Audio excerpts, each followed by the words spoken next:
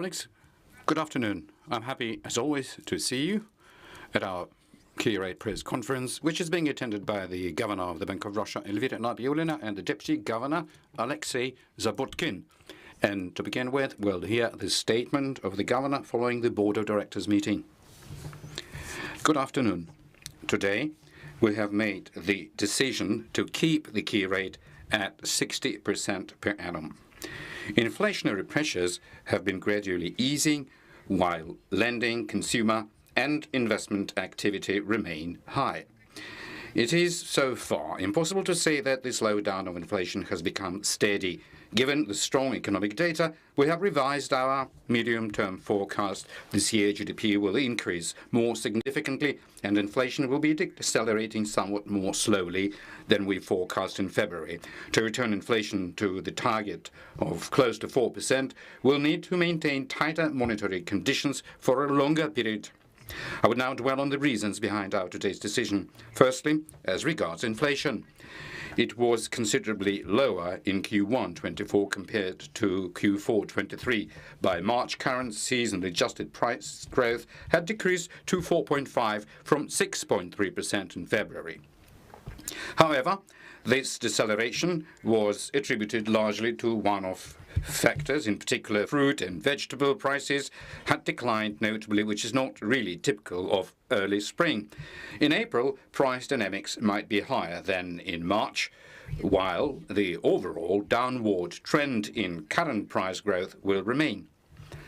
Most measures of underlying inflation also decreased in March. According to our estimates, they are now closer to 6% in annualized terms. Households' inflation expectations that have been declining for 4 consecutive months also suggest an easing of price pressures. Nevertheless, at the moment, we still do not observe the economic trends that are generally typical of steady disinflation. The expansion of demand still outpaces the capacities to ramp up supply. This is a significant source of inflationary pressure. Taking into account the actual data on economic activity, the updated forecast provides for a longer path of a decrease in inflation to the target. This year, prices will go up by 4.3 to 4.8%. The forecast of inflation for the next 2 years remains unchanged at 4%. Secondly, the economy. After a slight deceleration at the end of last year, the economy again expands steadily. The growth of consumption over January-February significantly exceeded our forecast. The labor market tightness has been intensifying, which reflects rising demand for labor. This trend is observed in almost all regions. For more details, see the April issue of our Regional Economy Report. Considering the current situation in the economy, in our baseline scenario, we have revised upwards our estimate of GDP growth for this year to 2.5 to 3.5%, while maintaining the forecast for 2025 unchanged at 1 to 2%. This scenario implies that starting from Q2 24, the economy will be shifting towards more balanced growth rates. The demand and supply gap will be contracting gradually, supporting the deceleration of price dynamics. In this case, the accumulated effect of the key rate increase will be sufficient to bring inflation back to the levels close to the target already by the end of this year. If the situation evolves this way, it will be possible to start cutting the key rate down in the second half of the year. The choice of a particular moment will depend on how quickly current price growth rates will be declining. If disinflation is too slow, we might need to keep the key rate at the current level until the end of 2024. Another scenario that we discussed as an alternative one is possible as well. It assumes that the expansion of the demand for goods and services will continue to considerably outstrip the capacities to expand production. The signals of such overheating would be a surge in consumer activity and lending, as well as intensifying labor market tightness. All these factors would be influencing the dynamics of inflation and inflation expectations. Accordingly, if the disinflation process holds, we even might be forced to raise the key rate. I would like to emphasize that this is not the the baseline scenario. Anyway, whatever this scenario, the structural transformation of the Russian economy will continue. The surge in investment is partly associated with the recovery of the potential lost by the economy in 2020 due to the pandemic and in 2022 because of the geopolitical shock. Nevertheless, the main reason is exactly the structural increase in investment activity. This is driven by the fact that the economy now focuses more on the domestic market, whereas the share of net exports has been shrinking. High profits in the corporate sector will contribute to the growth of domestic investment. Russian companies' overall financial performance reached nearly 34 trillion over the past 12 months. Economic activity is still greatly influenced by the public sector demand, which is a guiding indicator for many companies. However, the government demand is less responsive to the key rate than the private sector demand. This means that the key rate has only an indirect effect on part of demand in the economy. Therefore, to ensure price stability, the economy might need higher interest rates. We will update and possibly raise the estimate of the neutral key rate when preparing the monetary policy guidelines. Thirdly, the tightness of monetary conditions has generally remained the same since March, although different indicators have been demonstrating diverse dynamics. Since our previous meeting, yields on federal government bonds have risen. Moreover, their growth has been more significant in the long-term segment. As a result, the inversion of the yield curve has decreased. There is no decline in the financial market. As a result of high profits over recent years, companies are able to raise both equity and debt financing despite tightening price conditions. Lending continues to surge. Companies' demand for long-term loans raised to finance investment projects remains higher. The expansion in the retail segment is driven primarily by car loans and credit cards. As expected, the growth of unsubsidized mortgage lending is somewhat slowing down. Today, we have decided to further tighten the macroprudential measures in retail lending. From 1st of July, we will raise the risk-based add-on for consumer loans with the total cost of loan from 25% to 40%.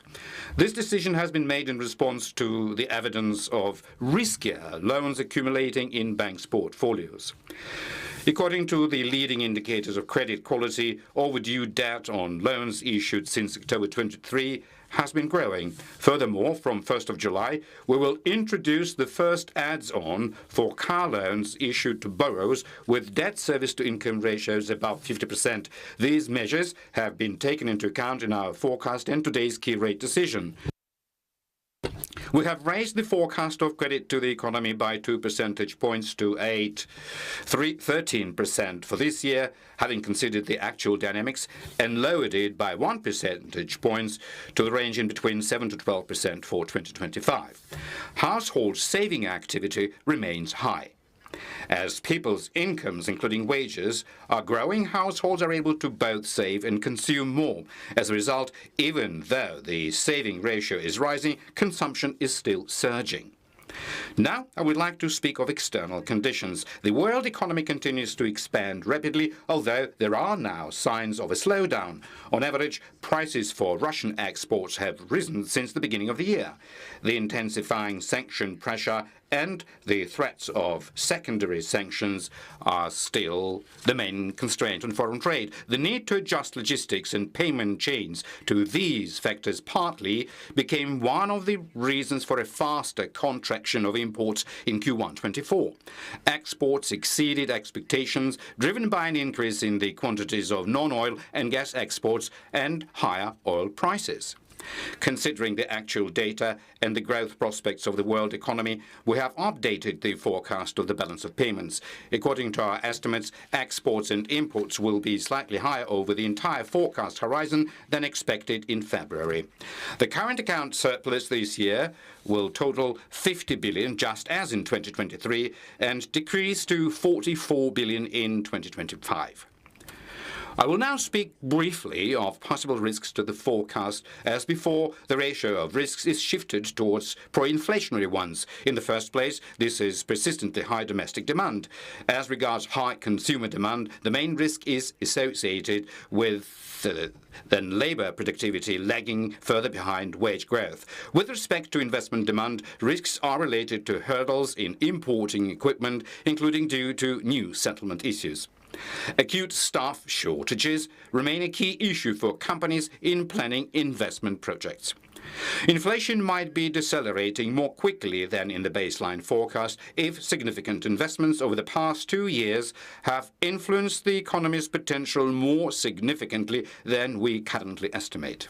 In addition, the expected adjustment of fiscal policy parameters in connection with the presidential address might also have a notable effect on further dynamics of the economy and inflation. Winding up, I would like to comment on monetary policy prospects. The decisions to raise the key rate made last year have helped considerably weaken the persistent inflationary pressures. The effect of those decisions will slow down inflation to 4.3 to 4.8% by the end of this year. We are ready to keep the key rate at high levels as long as needed to ensure a steady return on inflation to the target. The forecast of the annual average key rate for 24 to 2025 has been revised upwards. It will stay in the range of 15 to 16% per annum this year and 10 to 12% per annum next year. Thank you for your attention. Now, dear colleagues, who will do the Q&A, please introduce yourself and identify your agency. Rita, in the first row, please. Thank you very much, Risha Pilevskaya, TASS Agency. Could you please tell us whether the issue of raising the key rate was considered at today's board meeting? You also previously mentioned that the peak of the economic overheating has been passed. What's your take right now? Is there a possibility that a new peak will emerge?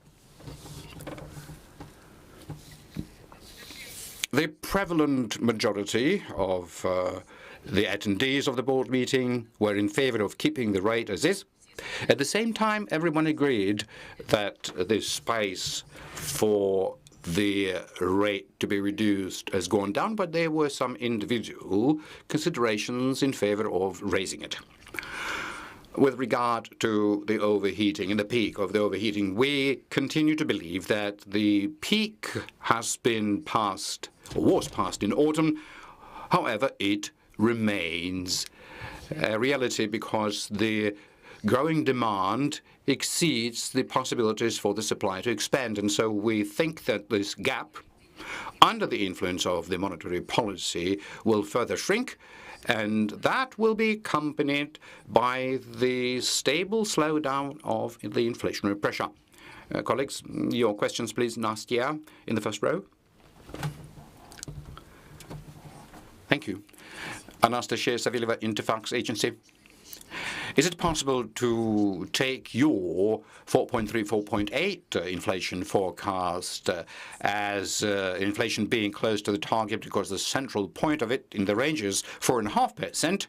And do I understand correctly that your current expectation as to when the key rate cycle decline will start has shifted from the second quarter to the third one, and that it most probably will happen in the third quarter rather than in the second? And so as far as the consumer lending is concerned, you already mentioned that you raised the adds-on to the risk assessment, but many experts note that the monetary policy is weakly impacting the economy and the lending, amongst other things, and compare it to the so-called astronaut Gianni Bekov effect. Don't you believe that certain additional measures should be undertaken, and specifically with regard to the consumer lending, for example, to raise the macro limits for the third quarter, because in May you're supposed to make up your mind?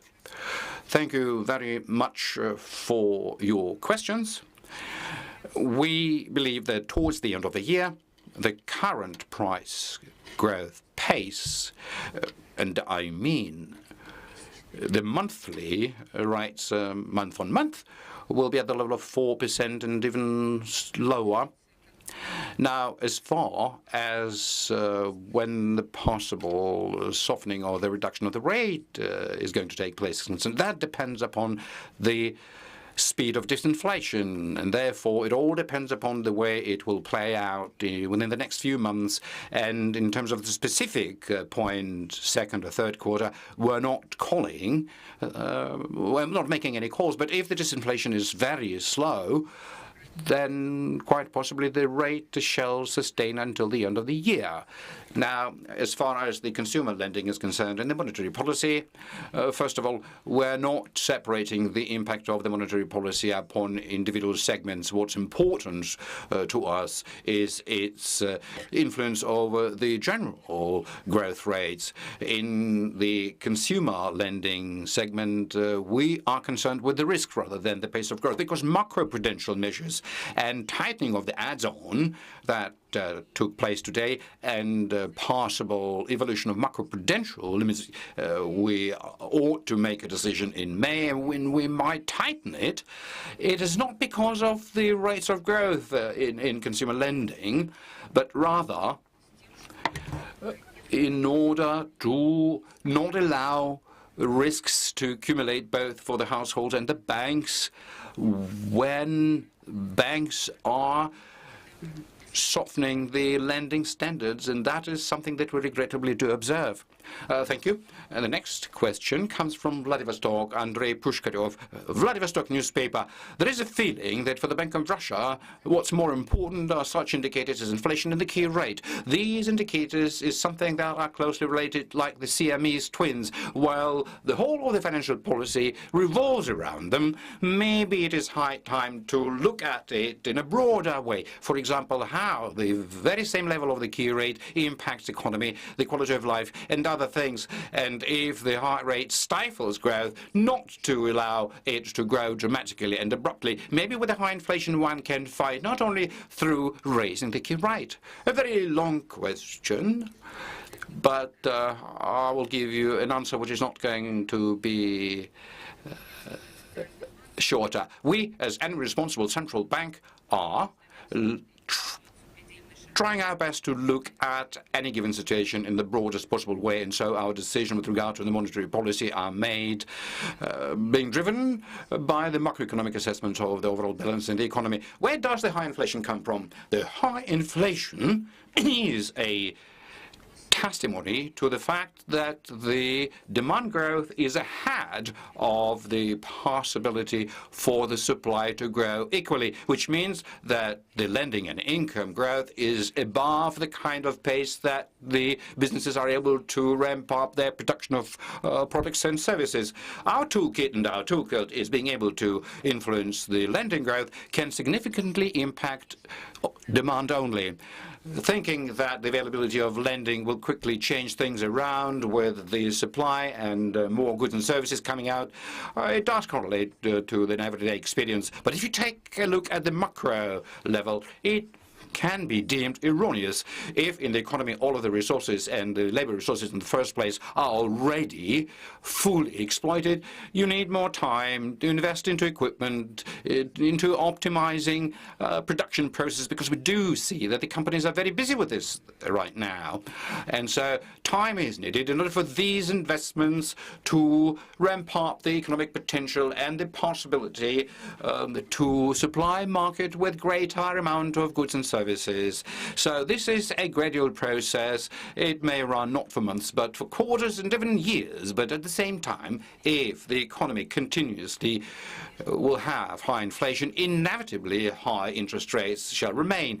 And so that would gradually decelerate the investment process. So the most important way to maintain low inflation is to bring demand in line with the capacities available to expand the supply of goods and services. So if the growth of incomes is high, corporate profits are also high, as we're seeing it now, and the contribution into the demand growth is above normal, and that means that lending should grow at moderate rates, while savings should be above the usual levels, and that is exactly what the high key rate enables us to resolve, as opposed to a common way of thinking that a tight monetary policy in itself is not stifling economic growth.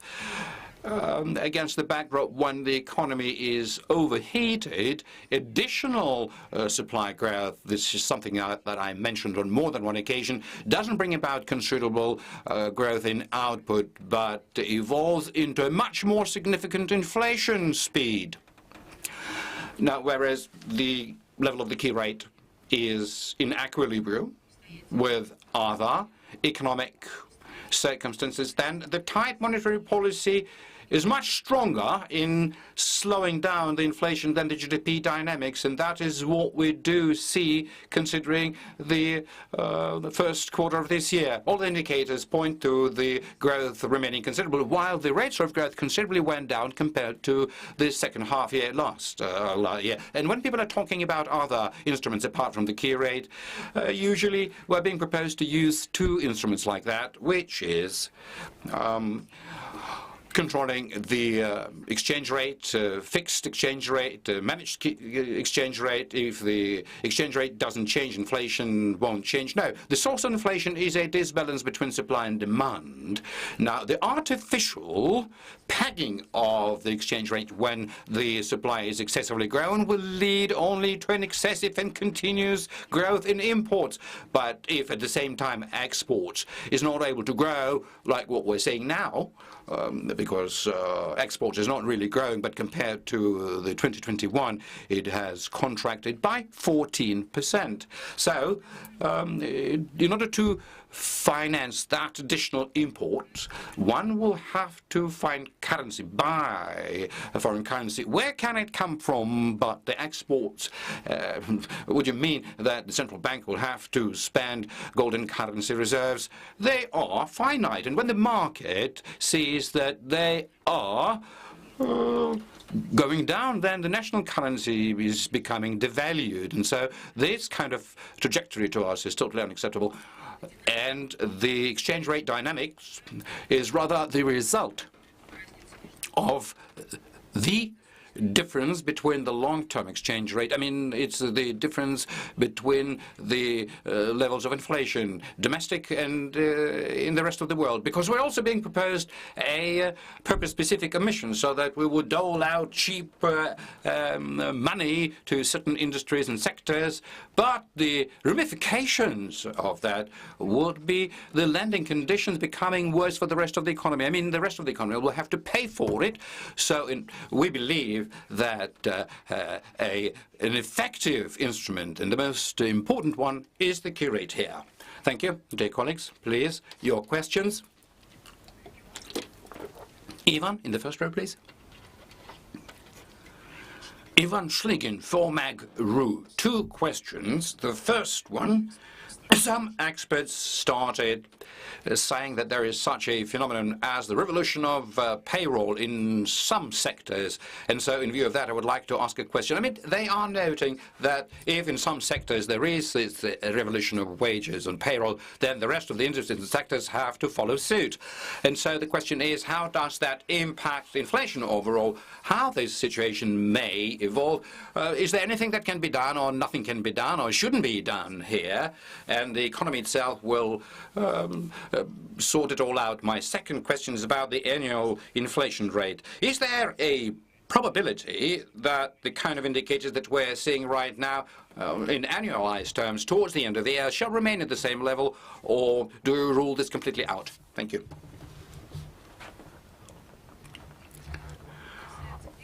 As far as your first question is concerned, we are analyzing, and we believe this is correct to analyze labor market as a whole, because payroll growth generally reflects on the shortage of labor, and throughout a whole number of sectors we see output growing. In the first place, these are the sectors going through the import substitution, infrastructural projects, etc. Wherever there is a demand, indeed, there is a shortage of labor, and the payroll level is growing. Actually, based on the recent survey that we did, already covering 15,000 businesses, about 70% of all enterprises noted labor shortages. So we believe it is important to take a look at the labor market, because there are certain long-term trends that are impacting it, including such as demographics.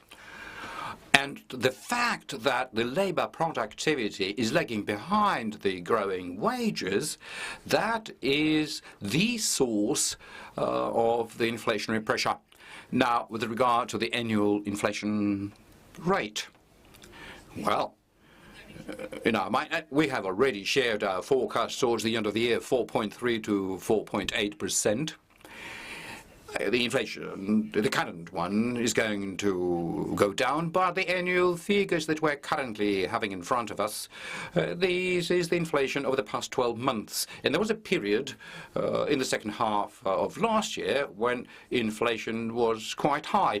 So whenever we assess the inflationary pressure, we're not using as much as the annual inflation figures as month on month with the net seasonality and the stable factors. The annual inflation is more important as an indicator in retrospective terms, several years back, in order to be able to see the extent to which the inflation generally is close to the target. Alexei Borisovich? Right, yes, in order to further elaborate on your thesis, if hypothetically we would have been looking through the kind of an option that inflation throughout the year is going to be at about 7%, that would have meant that the stable inflation is not decelerating. You know, that it used to be 6 to 7% in January, February, and 6 to 7 it is remaining throughout the whole year. What would it mean? It would mean that 16%. I mean, the key rate is not slowing down inflation and bringing it back to 4%. If that would have been kind of looming, then back in February and March, we were making a decision to bring the rate higher. And the stable inflation is reducing, particularly strongly compared to the last year's peaks. But also within this current quarter, we see that it is easing down, because previously we assessed the stable inflation at about 6 to 7%. Right now, the majority of indicators are stating that it is about 6% somewhere, so the stable inflation is easing down. Colleagues, please, your questions. Tatiana, in the first row.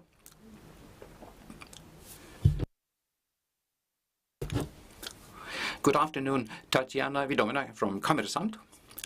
Your import forecast is considerably below the Ministry of Economy's one, and despite such an adjustment in terms of the GDP growth and the consumer activity, your import forecast was nudged upwards a little bit. How do you explain this particular adjustment, and can be explained solely by the strengthening in the sanctional pressures, or do you take into account something else? Imports are being affected in the first place by the domestic demand.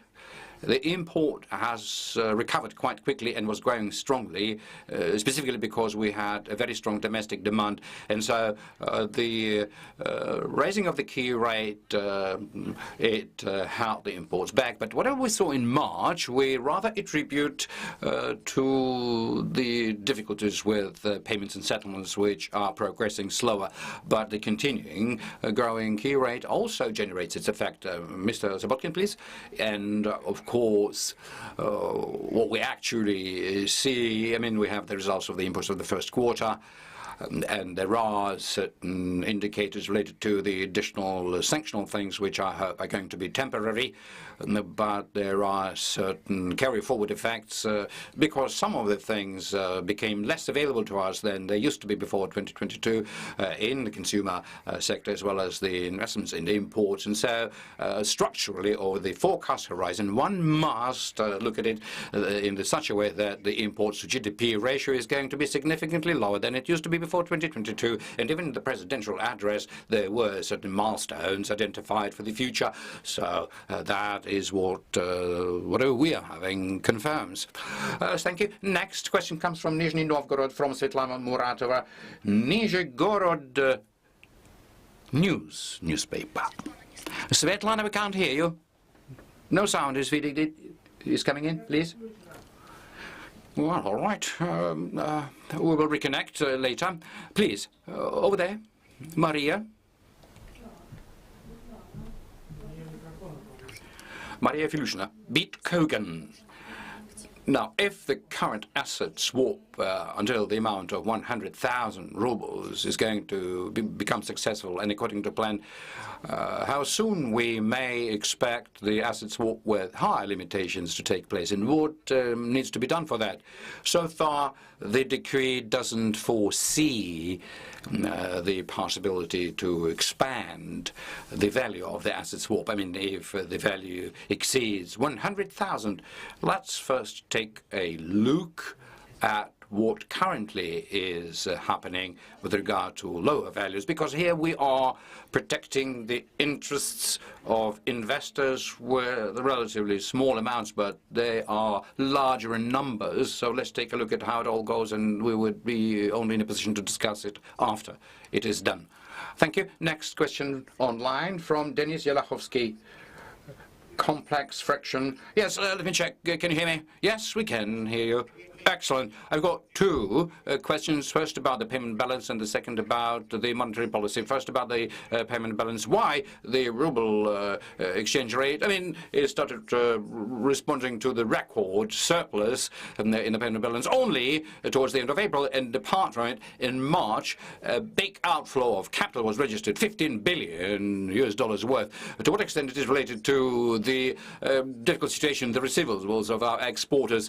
Maybe one should maintain further the compulsory currency sales. And my second question, in terms of the softening of the monetary policy, in your statement you covered 4 criteria in terms of the maintaining the lending growth, softening in the labor market, and the lack of the external shock. But in the foreseeable future, it is very difficult to imagine that all of the 4 of such factors would produce the green light in order for the key rate to go down. Will the central bank theoretically be able to start reducing the key rate by a little step if at least some of the indicators that I've mentioned above are met, or it would be more correct to wait until everything takes place and then start reducing it like the case was in 2015? And my second question, does the central bank consider to review this set of conditions? If so, when? If not, why? And when, if positive, the emergence of these 4 criteria will help us be more hopeful towards a more certain monetary policy softening? Well, first, allow me to respond to your list not in a mechanistic way, because we're trying to explain what kind of factors and what kind of dynamics give us a feeling of major significance, because the list of such circumstances and conditions can be updated if some other significant potential risks manifest themselves in our mind. The kind of conditions that we have created are valid, they are feasible and achievable, and we will continue looking at the kind of pace that they demonstrate, and certainly also monitor the indicators, how they behave themselves, because this whole effort is indeed related to professional review by the members of the board. But overall, we believe that communicating these kind of conditions is important for everyone to understand the core factors that we are currently mindful of. Now, as far as the payment balance is concerned, well, payment balance. I believe that first we're talking about the surplus of the current account transactions, because the payment balance is in equilibrium. But indeed, the foreign currency flows do not reconcile with the points in time when exports and imports transactions are registered in our statistics. And so knowing that the exports and imports are registered based on the fact when they cross the customs border, and so respectively payment for exports is accounted for example, when a tanker berths at the destination port, payment is affected, and so the transportation distance in the majority of cases has grown, as well as the timing for when the money reaches its destination. So the lags between what is being reflected as an actual export and the value date of a credit transaction on an account has grown. So I believe this is now close to 2 months, and so the March exchange rate was affected by the January exports, maybe even December exports, and so the March exports high figures will impact the foreign currency supply in June, July. In imports is the reverse, because the majority of supplies, to a larger extent compared to what they were in the past, are on prepayment. So first you have to send money, buy currency, send money, make a transfer, and only then goods come. And of course, these lags must be taken into account, so it is not very proper to correlate monthly values of the current account surplus with the consecutive or the exchange rate. Yeah, let me underscore that these lags is not because somebody is slow or late in making payments. It's just that it is all because of the logistics and the payment logistics getting extended. But you're absolutely right. The reflection of these lags from the point of view of the payment balance statistics is in the changes in the receivables, in the means of payments and transfers, and the commercial loans which are reflected in the trading accounts, because the payment balance must be maintained in the equilibrium if the currency flows do not coincide with the flows of goods. All right, Elena, in the last row, please. Elena Fabrichna, Reuters. I wanted to ask you to be more specific with regard to the response measures that Russia is going to undertake in response to the seizure of its assets. I understand that it is still being debated, but maybe you have already given it a thought whether any responses might entail the seizure of the assets owned by private individuals, because in Russia there are not enough for corporate assets if such amounts are going to be seized from C accounts. And my second question is related to the presidential visit to China, because you mentioned the payment problem already twice.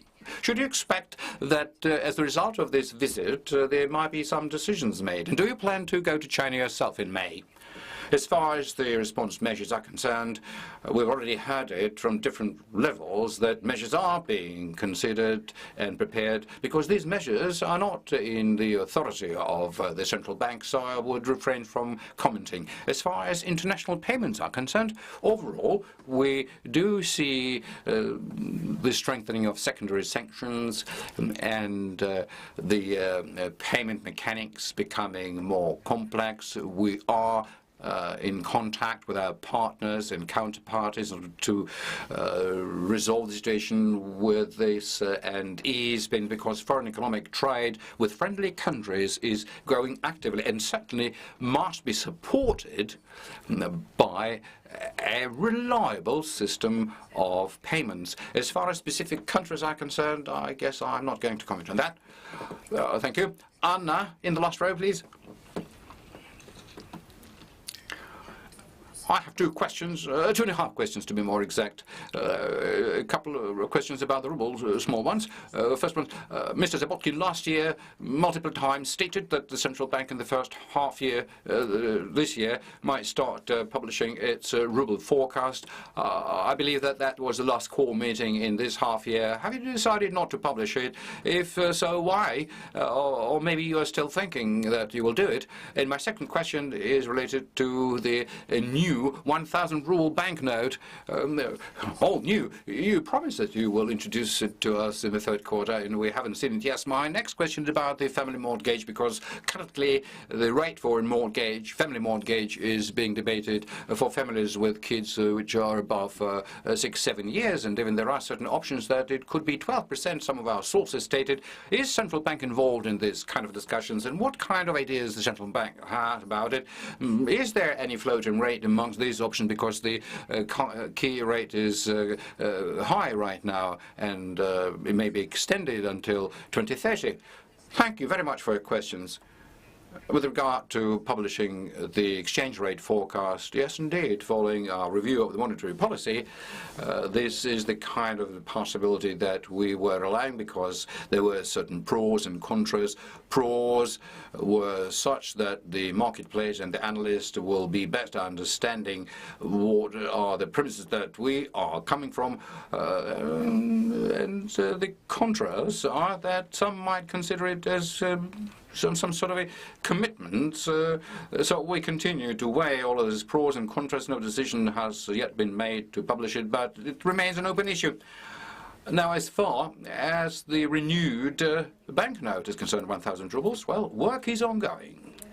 Design work and whatever. So we are having discussions with experts. Well, it's being worked on. Now, in terms of the discussion of the future subsidized mortgage, yes, we are participating in it, but the framework of this subsidized mortgage, this is the competence of the government. In such kind of discussions, our part is to assess the dynamics, what could it be, what are the decisions necessary, because the overall size of the subsidized mortgage, allocating certain segments in it which are not sensitive to our key rate, that's what needs to be identified, and we need to understand it. But what we come from is that the non-individualized subsidized mortgage is going to be over by July 1st, and so we are out for such pieces of it to remain. Yes, we're coming back to Svetlana Muratova from Nizhegorodsky newspaper. Svetlana, go ahead. Yes, hello, can you hear me? Yes, we can. Svetlana Muratova, Nizhny Novgorod News. Could you please tell us, I would like to once again go back to our wages. People currently are not ready to work for lower wages. So how this might impact inflation, and will there be enough money in the economy in order to meet this demand? In order to pay high wages, I mean. Right. Yes, indeed. We're currently observing the nominal wage growth continuing, which practically began in the beginning of 2023 because of the shortage of labor. The demand for labor has grown, but the supply has gone down. And against this labor shortages, businesses are forced to raise payroll in order to attract new talent and maintain their expansion, or simply just to retain their people in order not to leave them and go and work for other businesses. Longer term, in order for this not to impact inflation, wage growth must be in line with the growth of productivity, because if the productive growth is lagging behind the wage growth, then the growing costs related to paying for labor is what companies reflect in their prices. And so in such a period when there is such a gap, the potential of this phenomenon being reflected in the prices are very strong. Now, money for high wages, there's enough of it. And inflation will ensue from the fact that this money, or there won't be enough goods and services for this money. I mean, based on the older prices. And so our policy is aimed at limiting this excessive supply growth by incentivizing savings and raising the savings standards. And when the productivity, labor productivity will be in line with the wage growth, then the rates are going to calm down and stay where they are. And that is the main purpose of what we're doing. Colleagues, please. Artyom, next one. Good afternoon. Artyom Govoron, Invest Future. I've got two questions. The first one is about the confiscation of the Russian assets by the United States. What's the central bank's take upon the impact from it upon the Russian financial stability?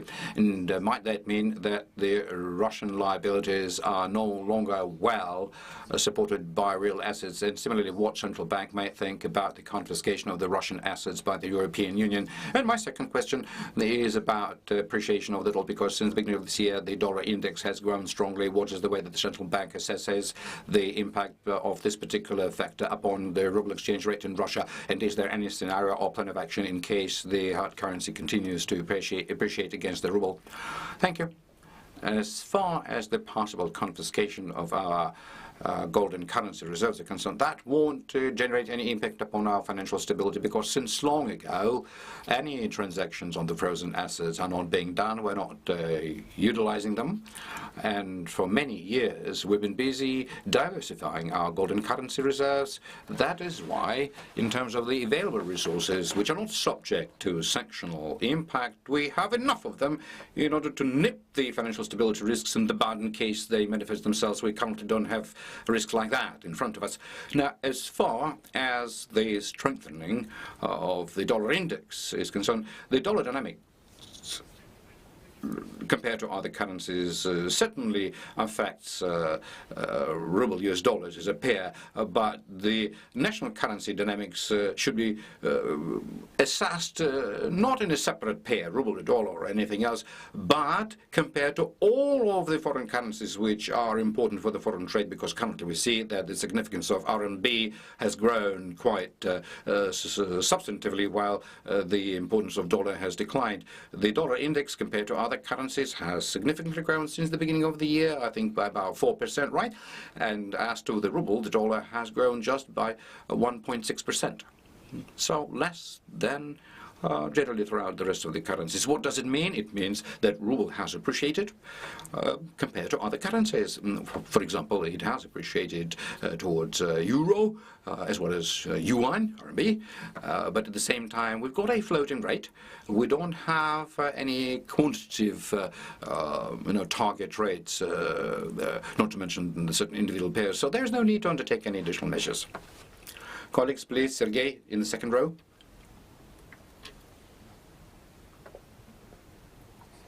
Sergei Bolotov, arguments and facts. Could you please tell us whether central bank supports the Minfin's work to bring down the subsidized mortgage to 25% share in all of the housing lending? What is the time frame for that to be done, and what kind of influence that might generate for the key rate? I would also ask you to go back to the question as to why the lending grew in March despite the high rates. How can you explain this behavior? Isn't it dangerous to pick up a lot of loans at the high rate? What if people's expectations towards high wages is not going to come true? Well, why lending in March grew despite the high rate? Well, the basic reason behind it is in growing incomes of the household against the backdrop of the HR hunger. And you're quite right, in terms of the expectations of higher income. This income growth has turned out to be so strong that it enables one to save more, and we do see that the deposits in the banks are growing, but simultaneously it enables one to consume more. And it is specifically the monetary policy of ours that is aimed for the share of the savings to grow, so that people are more motivated to save. But if you take a look at how it correlates, the lending with the savings in between the households, we can see that per every ruble, the consumer loans in March had 3 rubles in terms of the household's deposit growth. And the annual ruble deposit growth is also quite sizable. It went up to 30%, but we are scrupulously monitoring specifically what is happening in the savings dynamics in lending, and the main source here is certainly income growth. And the second question was about mortgage, right? Well, if one is to speak about subsidized mortgage, so many questions about it. Our target is for the market mortgage to be made available to all, and for that purpose the subsidized mortgage must be curtailed strongly, because in terms of those who have the ability to enjoy a subsidized mortgage, all the rest of the borrowers pay for them, having to contend with the higher rate. So we believe that must be very specifically individualized.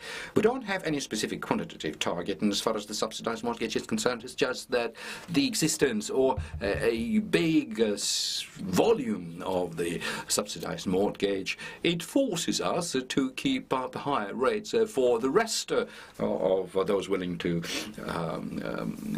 enjoy it. But we believe that if that greater individualized approach takes place, because certain specific indicators are currently being debated. No final decision has been made. It might reduce the subsidized mortgage share from the current 75% in March down to 20 to 30%. So our assessments here do fall upon the same page with the Minister of Finance as one. And so one should say that the key rate decision today we have been making specifically on the basis of our understanding that a broad, non-individualized program is going to expire within the set timing. If there hadn't been such a plan in place, I mean, to curtail this individualized program, we would have had to pursue an ever more tighter monetary policy. Thank you. Next question comes from Belgorod, from Sergei Shevchenko, Bell Press online portal. Sergei, go ahead. Good afternoon. I also have a question about lending and credits. I mean, consumer credits are growing faster than the central bank's forecast.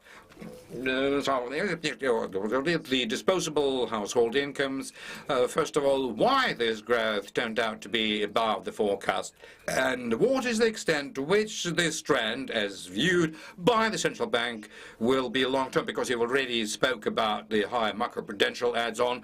Is it possible that the Bank of Russia may resort to some tougher instruments in order to somehow adjust this trend and control it if the risks in time become stronger? You are quite right. Consumer lending has been growing at much faster pace than what we expected in February. And I would like once again to underscore that the macroprudential measures, making them tighter, we are able to impact not the overall lending pace, because in certain immediate currencies we see that the types of loans are redistributing themselves. For example, the banks are lending more to higher risk borrowers or curtailing their activity. But what we're concerned by here is that alongside with it, the overcredit rate is growing. So the acceleration of the lending, it's primarily took place in March, but within just 30 days it is hard to say how stable is that going to be. And the basic reason, you asked about it, the basic reason is the wage growth, which in 2023 was 12.8%, and continues. This growth continues. I mean, the income growth carries on. And not only in the area of wages, because overall the nominal economic income has grown, and so people are more willing to take loans, and the banks are eager to lend out more because they can see the growing income. But in terms of the consumer lending, really it behaves itself differently in different sectors. Cash lending is growing down. I think it's 1.4% reduction throughout the first quarter. But on the contrary, it is the credit card lending that is gearing up. And one of the reasons behind it is that macroprudential limitations that we're going to make more specific starting in May, they become effective with a bit of a time lag. So what we're worried about, in terms of the history, the quality of the debt servicing based on the credit histories, it remains, but historically it is worse than what one can see in the cash loans, because cash loans are serviced much better, and we can detect that the share of loans that are being serviced in the worst way is growing. Yeah, I think in terms of the credit card, there is a certain role that is being produced by the grace periods, which is when, against the kind of rates that we're currently seeing, quite understandably, people find it more profitable to direct their current incomes to the current deposits in order to enjoy the higher interest rate and to fund the current costs that they have to incur using credit cards. That is cheaper, definitely. Of course, this is not the sort of a continuous growth in consumer lending, but against the backdrop of a period when we're moving towards higher interest rates that might have played also a bit of a role, and so that must be borne in mind. Colleagues, a question, please. Marina, in the third row.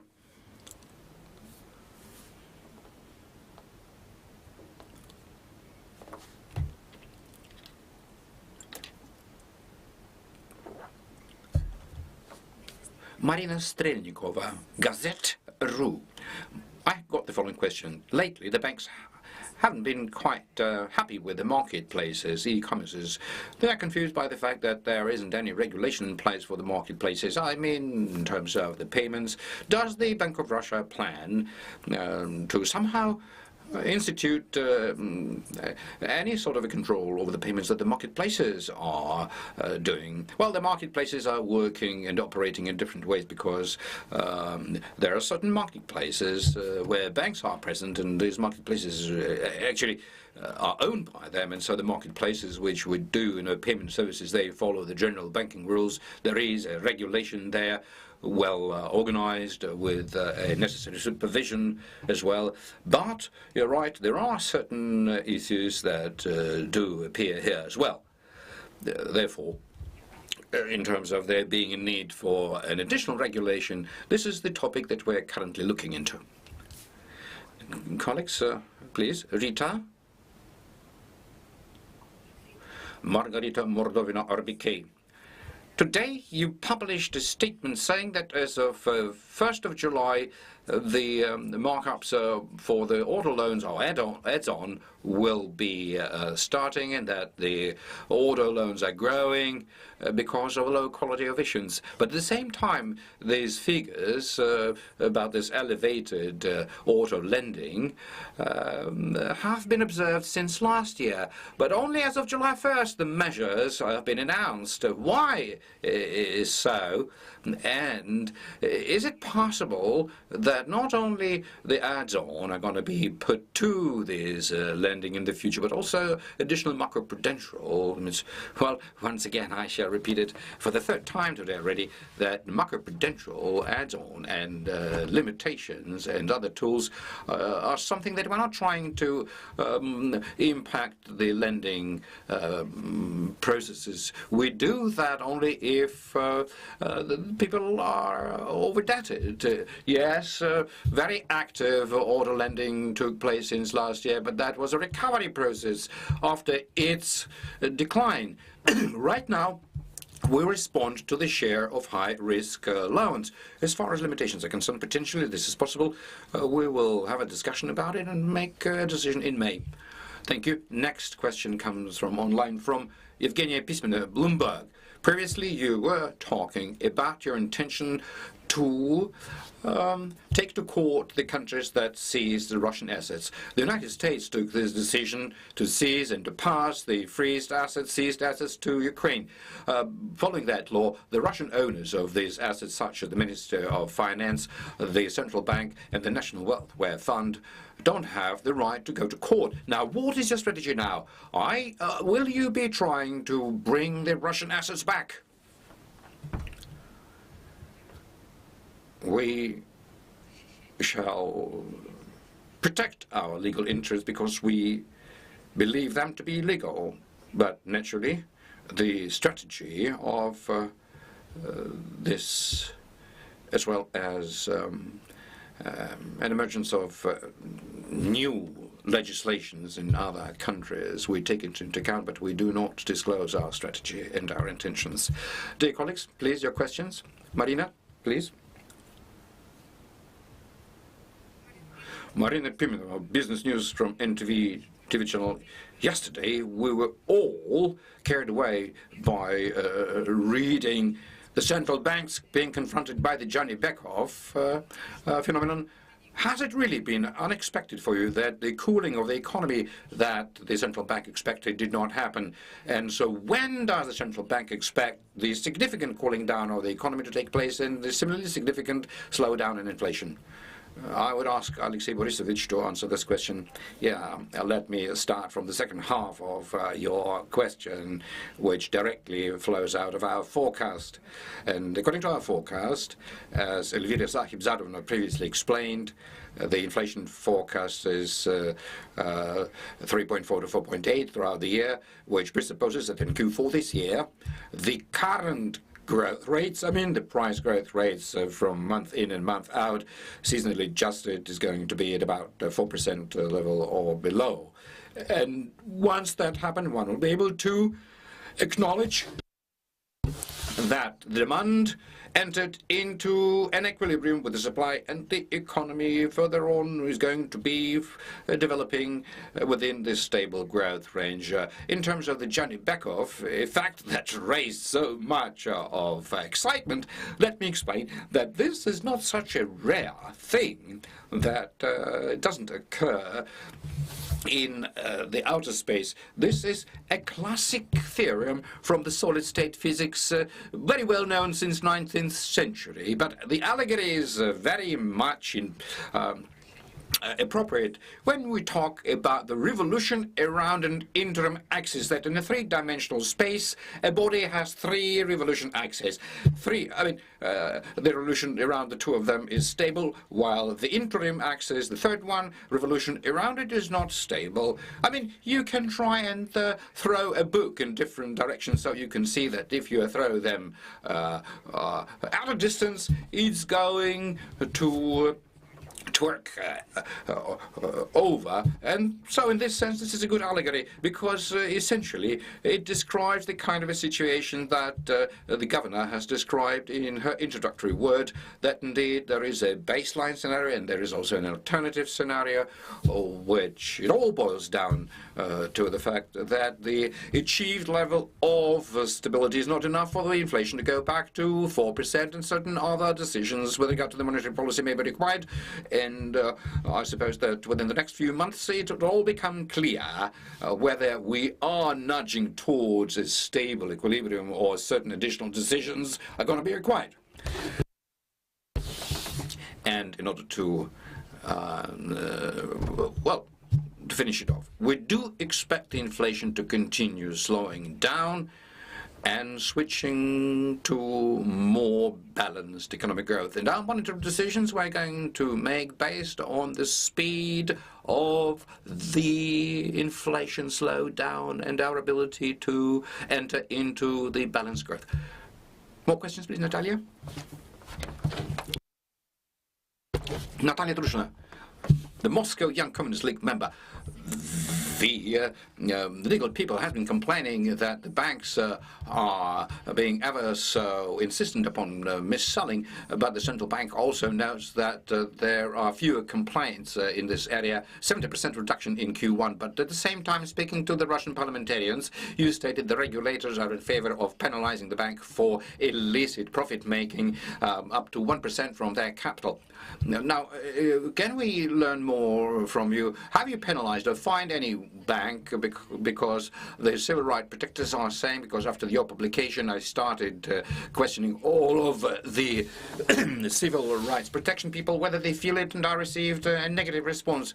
Only the all Russian national society is basically not saying how many there should be people who suffered it from it for you to pay attention, because what we hear is that the banks with the Soviet legacy brands that people with experience in education trust do a lot of mis-selling. Well, mis-selling, regrettably, is still there, although the complaints, the number of them, about mis-sellings have gone down. But this shameful phenomenon hasn't yet been rooted out from the financial sector. We've been very actively debating this with the banks, but debate is not enough. Although a certain additional authority has been vested with us in order to prohibit selling certain products forced upon consumers that don't have enough information, and to enable the consumers to demand buyback. So we do audits, but we do feel that this is not enough. The fines are there, but they're not big, because you can do 1 million cases of mis-selling and pay just 1 million rubles for a big bank, considering the size of the profit is not so sensitive, and that is why fines have to be raised. But that hasn't yet happened. You need to institute a law in order to make it happen, so to say that the fines are being effective now. So we need to have a legal bill in place. And so when we discussed it in the Russian parliament all the factions basically, express themselves in favor of such fines, up to 1% of the capital, because these kinds of fines are there if the banks are detected in laundering. And we do see that such a measure, high fines or the threat of such fines, produce the necessary effect. We need to do something and protect our citizens, but unfortunately this kind of phenomenon is still can be observed. Thank you. We're having a question coming from Abakan from Polina Nazarova, the RTS channel. Yes, thank you. I think I will go back again to the subsidized mortgage. The Bank of Russia on multiple occasions expressed itself against a large-scale extension of the subsidized mortgage program, but at the same time, back in 2017, people had the opportunity to take a normal market mortgage at 8 to 9%. Is there a chance to go back to that level when mortgage was available to everybody without any subsidization? And well, this might happen, do you think, as a central bank, and can one hope for the real estate prices to go down? This is a very good question.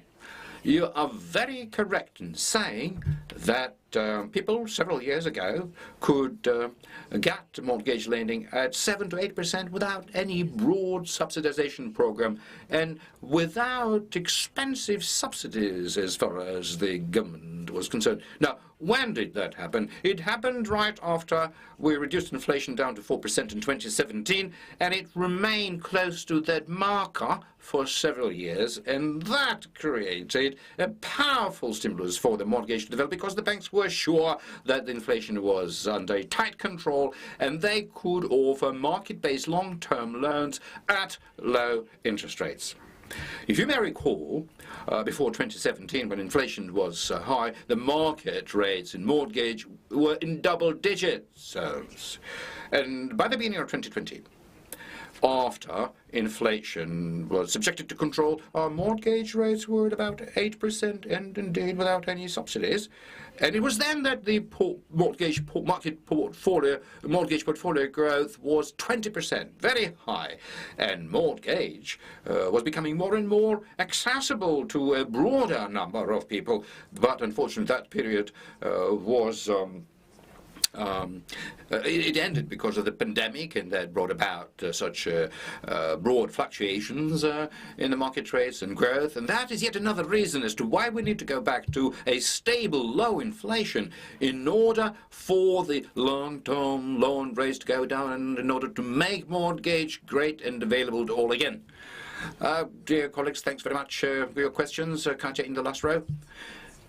Hello, Ekaterina Ritova, Vedomosti. In your new forecast, I see that you have considerably changed your forecast for the ruble exchange rate, expecting it to depreciate. What are the factors that currently affect the national currency? Does central bank continue to believe that the compulsory sale of hard currency doesn't have to be extended? That is my first question. And my second question, how currently the discussion is going on in terms of the mutual recognition of BRICS countries? Are there any difficulties the central bank encountering, and who amongst the BRICS countries is in favor of this concept?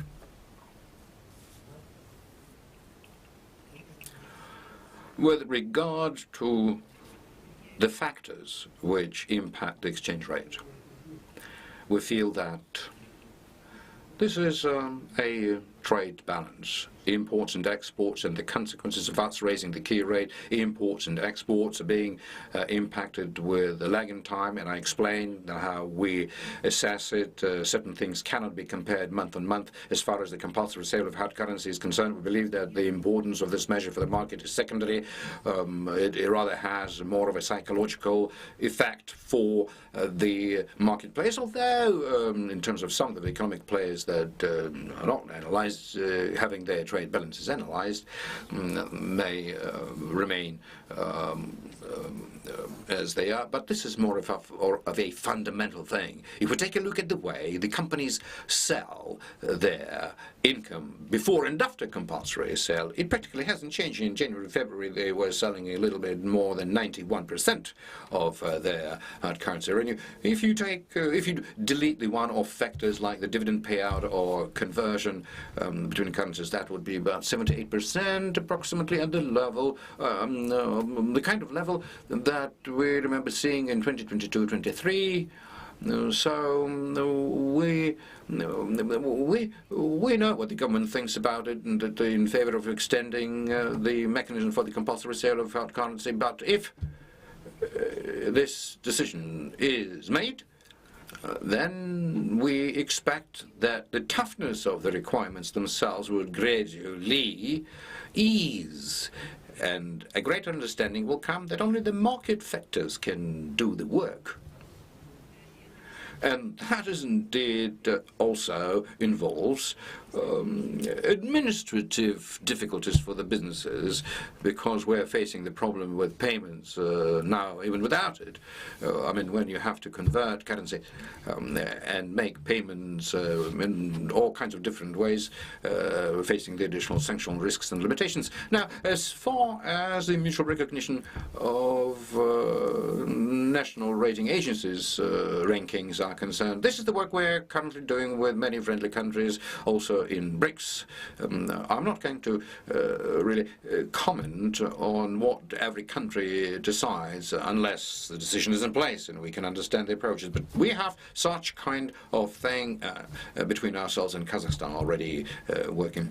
With regard to the exchange rate, the governor already commented about the way the exchange rate changed since the last of the year. I want to draw attention to the fact that since the last board of the meeting, the exchange rate really appreciated, I mean, in terms of the rubles, compared to all the rest of the countries. Thank you very much for this comment. Colleagues, please, Svetlana in the second row. Good afternoon, Svetlana Orlik, RIA Novosti. Could you please tell us when the second wave of the digital ruble pilot project is going to be done? Could you tell us whether the number of those entities involved may grow, different cities?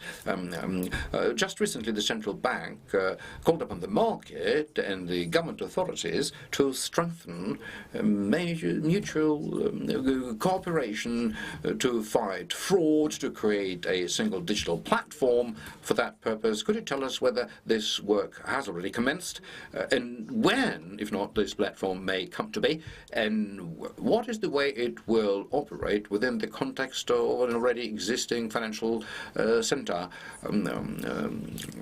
financial certification center, or will it substitute it? Could you also tell us something about the video identification of the bank customers project that the Bank of Russia previously also announced that it may be launched, that a better version could be launched this year? Could you tell us the timing, and what is the number of banks that are going to participate in it, please? Thank you. Well, as far as the digital ruble is concerned, the first pilot turned out to be successful. We are now getting ready to do an expanded second phase of the pilot. We are discussing it with the interested government agencies now in terms of the number of participants. 20 banks are expecting to participate in this pilot, and these are specifically the banks who define what kind of clients from which cities come into this pilot. We're not defining the cities. And actually, that was the question that the regional banks asked me of. We are ready to work with the regional banks as well, bringing them into the pilot project, because it is them who have mostly the regional client bases, but no more, you need to get in touch with our payment system department. As far as the single counter-fraud platform is concerned, well, our core instrument is financial certification, FinCert. The platform is, which is working towards making the information exchange with the banks really expedient, and most importantly is for the information to have good quality. We're having a very in-depth discussion with it, as well as with the Ministry of Interior. So we believe that we also need to exchange information with the communications operator. We'll discuss it with the Ministry of Digital Communication, how we can do it within a single platform or by congregating several platforms into a single effort, because it's a multi-agency effort. And the third question was about the types of identification. I believe that is the area that has a lot of potential, because we're developing digital technologies, remote technologies, and so video identification is being applied in many countries. But there are also certain concerns related to the data, privacy, fraud. It has to be done in an experimental way, because we're currently discussing with our colleagues about how we could best launch this experimental mode. Certain amendments need to be introduced into the existing legislation, and so this video identification, also in an experimental mode, can be tested for cross-border payments. So we do see a lot of great potential here. We definitely need to go there. Thank you. And dear colleagues, really our time has really ran out. It is going to be the last question. Tatiana, please. Good afternoon. I also have 2.5 questions. Is there any time frame within which central bank needs to decide on who is going to be the new payment cards operator? Is there a time frame within which the central bank must make up its mind on who is going to have the national payment card system? And my second question, is central bank going to launch any instrument in order to maintain the money market in balance? And a complementary question, little questions about, on top of what former crew asked about the auto loan industry, until recently has been not subjected to any toughening and tightening, because with respect to all kinds of lending, macroprudential add-on has been existing. So overall, this particular kind of lending is different in terms that it is being prophesied to plummet. So my question is, isn't there any concern that the market may overcool? Well, I'm sorry to say that it is already the 4th time that I'm saying that the macroprudential measures is not about trying to impact the lending growth in this or that sector. This is an attempt to make sure that the lending growth is not at the expense of more riskier loans to come into the market. So in this sense, that's how we look at them. Because if through the auto loans, people who are over-indebted are going to accept additional debt, that simply will become a social problem. Now, as far as the head of the national payment card system is concerned, there's no time frame. We have now an acting general director in place, so this system is working in a stable way. It is developing. It is following all the performance plans that have been previously set. So we're currently looking into who will be that person. Once the decision is made, we shall announce it. Now, as far as the rupee instruments are concerned, we're being asked why, for example, we shouldn't launch the rupee-ruble exchange rate, or to offer certain refinancing tools denominated in yuans on rupees, but we are not able to do it simply because of the national legislation, simply because of certain limitations applying to the capital transactions, because rupees are not convertibles, so there is certain limitation of the capital movement. So in our domestic currency market, this currency cannot but nevertheless, certain hedging instrument denominated in this continue, and some of the market players, they do continue to apply rupees to make payments. But we're not able to set up all the mechanisms that we have in some other countries, so that's why we're saying that we have certain peculiarities, and the mechanisms that we're able to establish reflect that. Dear colleagues, thank you very much for all of your interesting questions. Thank you.